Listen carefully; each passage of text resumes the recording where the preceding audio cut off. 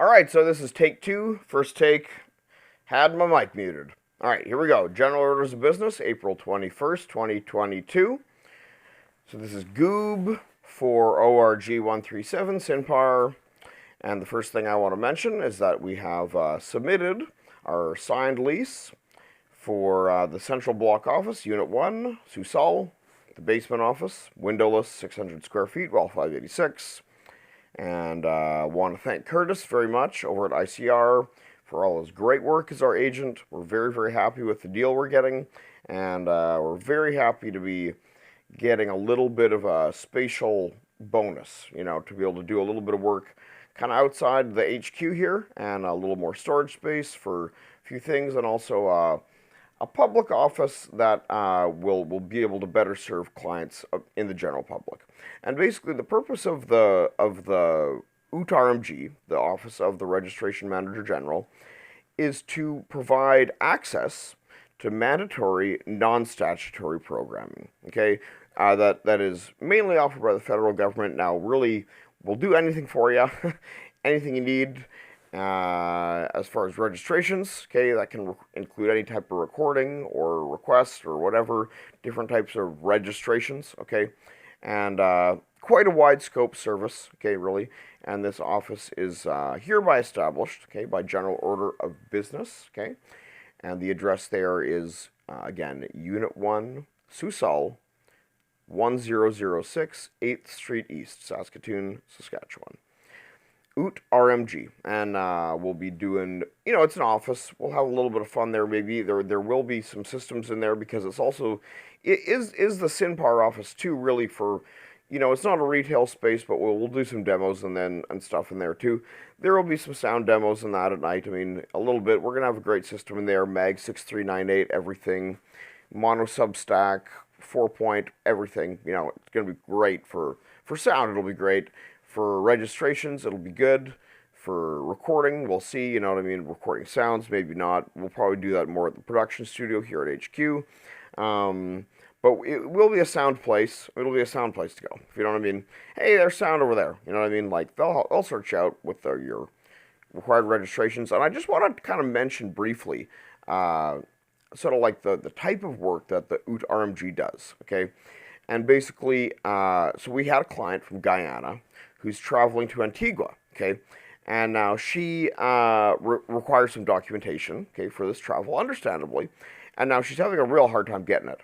And basically, when the UT RMG inquired with the Guyanese authorities, this is in fact a widespread problem where people are not really able to access the proper documentation in order to travel. And then on a day-to-day basis, it doesn't really have a big effect for the average Guyanese citizen, but then when they want to go somewhere, and so basically, yeah, it becomes a big issue. It becomes real problematic. And basically, what we have is some action being taken as far as requirements for expedient delivery of identification, and also an airport was issued to Berbice, where the client was located. And so that's some quick work between the Magistrate General, the General Magistrate, and the Office of the Registration Manager General. Okay. Now the General Magistrate is not me. But they're the ones. He's the guy, right? The GM. If you know who that is, you don't. I mean, neither do I. But I do. But I don't. If you know what I mean. My bruise. The thing is that they do respond to that, right? The Guyanese government, to that kind of international pressure, and really it was the opposition. So thank God for democracy, everything, and we have now issued an airport to Berbice, and expediting the process. Now, what we're trying to make sure is that the client is able to get a confirmation of delivery within 3 weeks. And then we can get, for sure, the full ID package within 2 months, okay? And, really that's a lot of time for the authorities over there, because I'm not the authority there. All I can do is communicate with them in a sort of psychic intermediary kind of way. Not really, but really though. Really though, that's how we do it in the biz. And anyway, it's one of these things where it's international work, but largely we're seeking to serve local clients. Now, we do have another wing of ORG 137. Really, it's a totally separate. I mean, it's totally separate. It is a subsidiary of, I guess, my organization, Medical Youngs. You know, under my name. Really not part of ORG 137, although I'm including it in the GOOB today because I think it's a bit of fun. Anyway, okay, and I'm going to repost this GOOB general order of business on the new page, Tea, Teas, and Tobacconist Shop, okay? And what I want to show is the PMF, okay, so this is the Pall Mall Full. It is the cheapest and the best Canadian tobacco ever. And what I gotta say is there's no mark on this cigarette anywhere. It's completely white. Completely white. The PMF, no mark anywhere upon this cigarette. And it is the smoothest while still being full strength. I am very, very impressed with this Pall Mall Full PMF tobacco cigarette. And not that I recommend smoking, you know, or anything like that, but hey, it is medicine. And I mean, doing too much medicine is bad, but hey, it is medicine. And I mean, if anyone says that it's not, well, then they're racist. I'm sorry, but that's just how it goes. If you think that tobacco isn't medicine, you're racist. That's all there is to it, man. Like, seriously, get your act together if you think anything else. Now, taking too much medicine is kind of like everyone knows that's a problem, right? Everyone knows that's bad, and no one would ever dispute that. Would they dispute that medicine? Yeah, I mean, come on. It is medicine. We know this. We know this for eons. You know, like, it's just one of these things where the modern era has kind of got things a bit funny. There are problems with smoking too much, for sure. There's lots of problems with smoking, but a couple smokes, let's go. Come on. All right, another one is the overweight tea. This is the tea shop part, right, the tea room. And this is our preferred Ceylon, okay, pure Ceylon, overweight tea. And this is the British Columbia tea, okay, right? This is a British tradition, but British Columbia, you see the words there. And I even have an open pack here. So it's an open bag. You can see that. That's just a standard black tea, but it's a good one. And what's great about the overweight tea is it's sold overweight, meaning you always got a couple extra bags, or 2 or 3 or 4 or 10 in there. You know, 10 bagger, if you know what I mean. Tea, Teas, and Tobacconist Shop. And there are reasons for calling it that, and there are reasons for doing that I won't get into. And it is a subsidiary of my overall organization. Another thing that I wanted to talk about was our entry into the judiciary, okay, and so that's via ISC 137.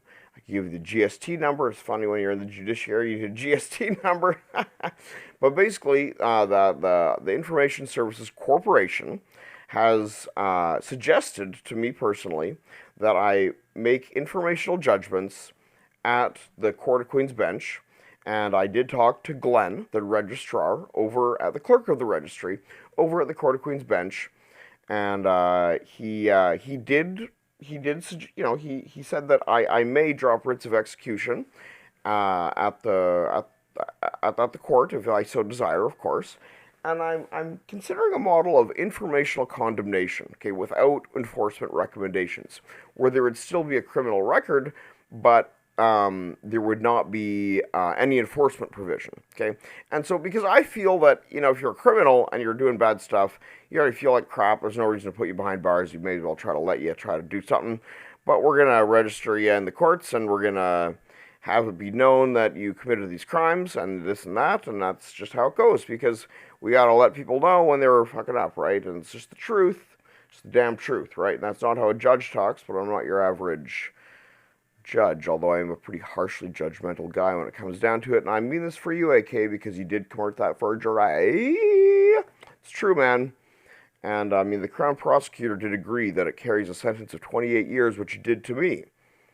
Do you know what I mean, my man? Not that you're seeing this, but it is a true thing. And having been invited to drop the harsh writs, I might just do a deadly on you, if you know what I mean, straight up execution. Not that I'd kill you, just be an execution within the court, in the sense of a non-provised, as in a no enforcement provision, as in you don't even, there's nothing happens to you. It's just a condemnation of absolute jurisdiction. Because there is absolute jurisdiction in this case, my friend. And what you did to me, you're not my friend anymore. And I did get full permission from JG himself, if you fucking know who that is, to completely ruin your life. Now, this is a general order of business, and I don't want to get into the judiciary harsh shit too much, so we'll end it there. But for fun things, TTs and Tobacconist, and OOT RMG, Sound Room, we'll do some demos there, Mag6398, etc., etc., row, and then away we Rochambeau. Funnies, right?